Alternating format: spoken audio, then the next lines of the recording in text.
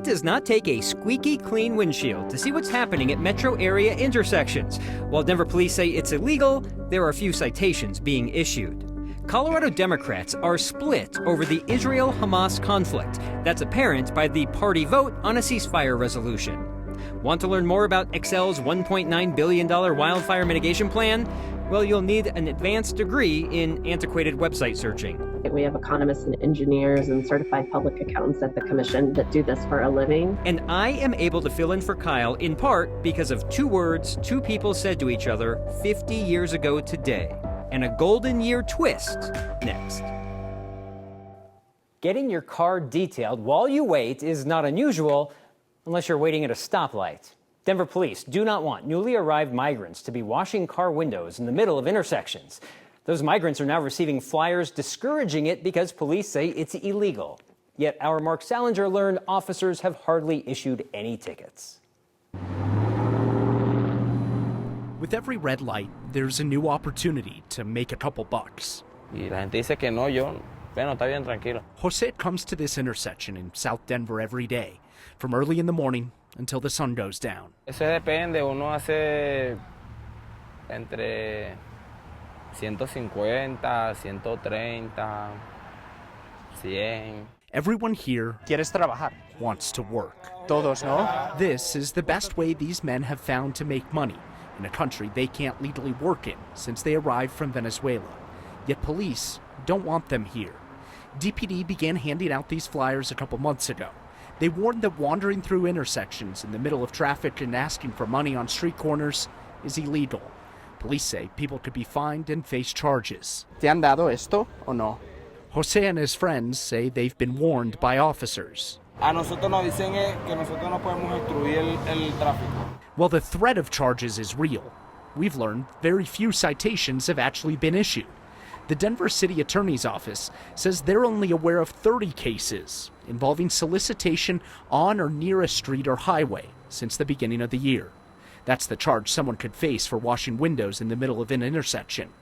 We don't know how many of those cases involve migrants. Si pueden ayudar a uno con lo que puedan, agradecido de verdad. No todos somos malos, los buenos somos más. These men want to work. They're willing to risk a ticket to do it. The number of migrants arriving in Denver right now is pretty much at an all-time low. Today, only 2 people arrived, down from hundreds that we saw arriving every day earlier this year. Denver just closed its last hotel shelter and is currently sheltering only about 14 people right now at its congregate shelters. At its height, there were more than 5,000 people, Marshall, in those shelters. I imagine this might be one of those areas where the police will say, we're not proactively doing it, but if you call us, it's going to be low on the list? Yeah, so part of the reason that they started handing out those flyers is because they got more complaints. Then they also say that they're focusing more on education, saying, hey, this is illegal. It's also dangerous. Don't do it. Don't make us give you a ticket. I'm putting you on the spot. Do you know, is there any guarantee you won't get a ticket if you haven't been warned first? I don't know if they're even tracking that, to be honest with you. Okay. Well, thanks, Mark. I'm glad you know Spanish because that was very useful in that story. Absolutely. Thanks. 2 former funeral home directors who sold body parts will get new sentences for their convictions. An appeals court ruled that Megan Hess and her mom, Shirley Koch, should be resentenced. They pleaded guilty to mail fraud. Instead of cremating the bodies of people's loved ones, they were accused of harvesting body parts and selling them. This involved hundreds of victims between 2010 and 2018. Hess was sentenced to 20 years, 15 for her mom. Hess's attorney argued she needed to be resentenced because the court did not consider what services she actually did provide, like headstones and death certificates. An appeals court today agreed that, yeah, they need to be resentenced. 60 years in prison for Kevin Bowie, the third and final person charged in a house fire that killed 5 family members. Nearly 4 years ago, Bowie and 2 other teens set a house on fire in Green Valley Ranch. 5 members of a Senegalese family died, including a 6-month-old baby. Investigators believed Bowie to be the mastermind of the plan to start the fire as revenge over a stolen phone. The revenge ended up targeting the wrong home. Bowie pleaded guilty in May to 2 counts of second-degree murder. As part of the plea deal, 60 other counts were dismissed. Family and friends of the victims wanted a harsher sentence. What we got today is not justice. It is just this. right? It's not justice, it's just this. So just this is what we get. This case nearly stalled when it went to the Colorado Supreme Court last October. At issue is the search by police when they were able to get Google to share information about anyone who had searched for the address of the home set on fire. That ultimately led to the arrests.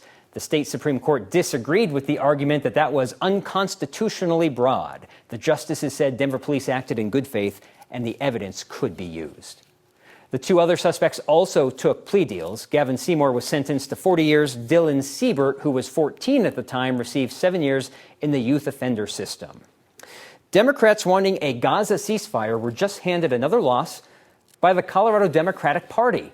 A vote within the party to call for a Gaza ceasefire failed. This comes 1 week after two of the state's most vocal pro-Palestine Democrats lost their seats in contested primaries. More than 200 members of the party's Central Committee met last night to vote on a resolution condemning Hamas for the October 7th attack on Israeli citizens and a, quote, disproportionate military response by Israel.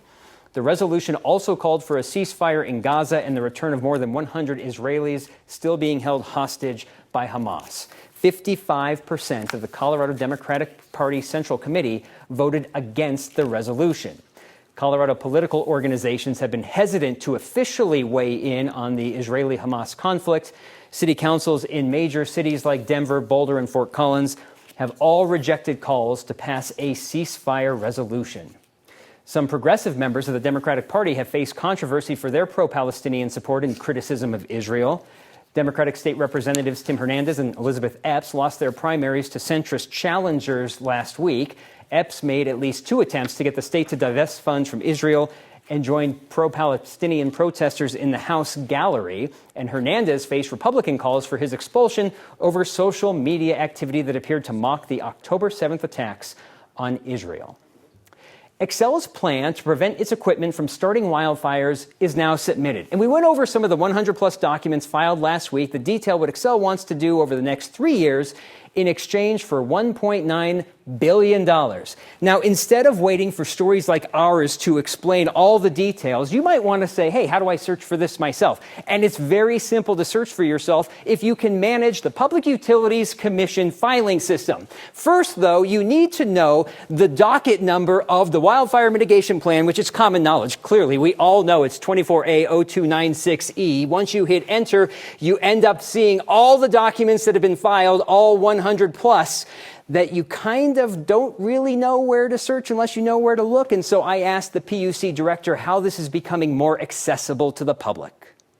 The cover page that says Public Safety Power Shutoff Plan is just one page of a 34-page document. And the 34 pages are just one document of Xcel's complete wildfire mitigation plan, which has 104 documents. Just to give you a sense, Marshall, we're going to be at this for around 250 days. That's the amount of time the commission would spend with a filing this big. Rebecca White is the Public Utilities Commission director. She's not one of the 3 PUC commissioners that makes decisions. She runs the office with the staff that helps inform their decisions, like their eventual vote on Xcel's wildfire mitigation plan. We have economists and engineers and certified public accountants at the commission that do this for a living. This is analyze and review the documents, testimony, and costs that utility companies like Xcel submit to the PUC. And for the wildfire mitigation plan, that's 104 documents on day 1 of a 250-day process. I asked Xcel Colorado's president about the voluminous plan last week. I think the burden is on us to be able to put forth the evidence so that the commission can make an informed decision. So that's why you see so many documents. These filings are complicated. I think they should be complicated, especially when we're seeing a utility come in and ask for a lot of money. We want to see a lot of homework associated with that. But there's also an obligation to help break that down for consumers. The $1.9 billion wildfire mitigation plan includes replacing power poles, undergrounding 50 miles of power lines, and adding artificial intelligence cameras to detect wildfire smoke.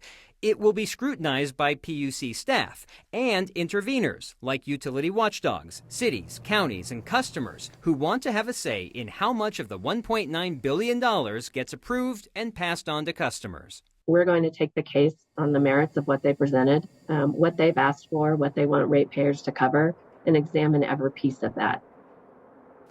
We ask, and the PUC listens. In the last 20 minutes, the PUC has updated something called its key proceedings page on its website. I'll actually take you back really quickly. It's here, key issues before the PUC. Under energy proceedings, this just populated in the last 20 minutes. Excel Wildfire Mitigation Plan. Here they have summarized what has happened so far, some links you can click on, and this will be updated over the next several months so that you can digest what we said needs help being digestible. DIA, I'm not paid to call you Den, finally has a solution to keep the trains running. More trains. Just how much Tabor money is RTD trying to pocket this November? The agency tells me it's too early to tell me, so we did the math ourselves. We're not hoping that we're building chefs of the world. We want to be productive members of society. And a cooking class is teaching young chefs how to succeed in and out of the kitchen. Next.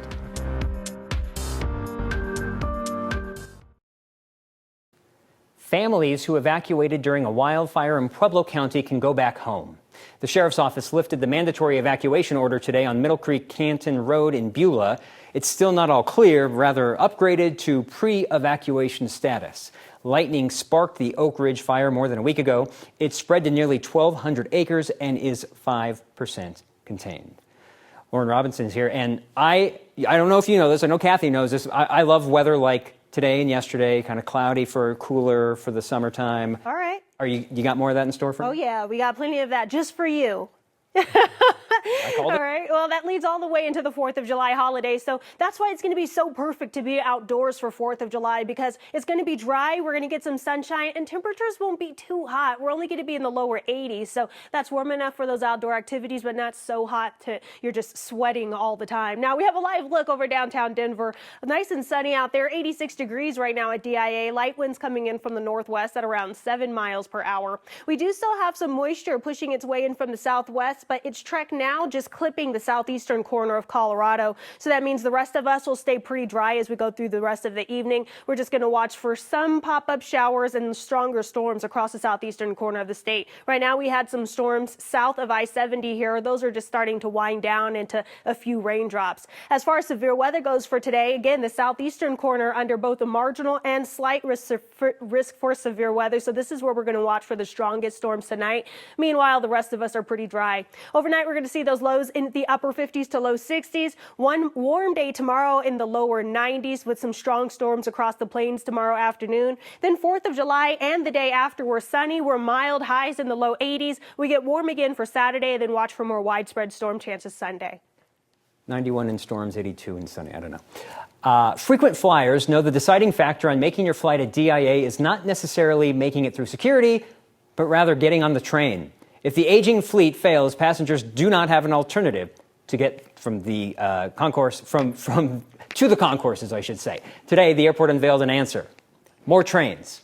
The airport is phasing in 26 new cars over the next year as part of an effort to upgrade their fleet. DIA says about half of the cars are past their shelf life. Some are nearly 30 years old. Airport leaders say they're also planning to add to the number of trains currently running. But that does not fix the long-term problem at the airport: what to do when the trains are not running. For years now, the airport's been soliciting proposals for alternatives to get people to concourses B and C, like tunnels, gondolas, and shuttle buses, literally anything but more trains. Airport CEO Phil Washington says the airport is still narrowing down that list of ideas. We've got a lot of great ideas. Most prominent is a pedestrian bridge from A to B, from B to C. And so we're looking at those. We're going to make a call on those, on whether we proceed with that, probably in the next 6 months or so. But they're not cheap. They're not cheap, and we need to understand what our priorities are. There was a risk there of the train stopping while doing the interview on the train. The airport has solicited proposals for at least a dozen train alternatives, but they have not publicly released information on how much each would cost. Voters in 8 counties will get to decide if RTD can keep money that would otherwise need to be refunded back to taxpayers. The vote is because of the Taxpayer Bill of Rights, Tabor, which limits how much government entities can keep and spend each year unless voters override that. Voters in the past have allowed RTD to keep more than the Tabor limit, but that approval from voters expires in 2026. So RTD has to go back and ask voters in parts of Adams, Boulder, Denver, Jefferson, and 4 other counties if it can keep the overage forever. How much extra is RTD asking to keep? The agency could not tell me any estimates, but said it may have some later this month. Historically, though, it can add up. Between 2011 and 2019, RTD was allowed to keep $647 million that otherwise would have had to be refunded back to taxpayers. Voters will see the Tabor override request on the November ballot. When you're opening the oven, you have to be with the grown-up. And why do you have to do that? Because it's really hot. Absolutely. Leave the oven to the grown-ups, but don't kick the kids out of the kitchen altogether. A culinary academy is meeting the youngest chefs at their skill level next. Not every kid is spending their summer in the sun, at the pool, or a basement ball pit. A group of preschoolers are getting a head start. A culinary academy in Denver is teaching them the rules of the kitchen. Our Byron Reed shows us how students are learning more than just peeling potatoes. What I'm going to do with just my hands. The key ingredient to building confidence sometimes means learning with your hands. Everyone show me their pincher fingers. It's one of the rules of the kitchen being taught to 5-year-old Lauren Ho. When you're opening the oven, you have to be with the grown-up.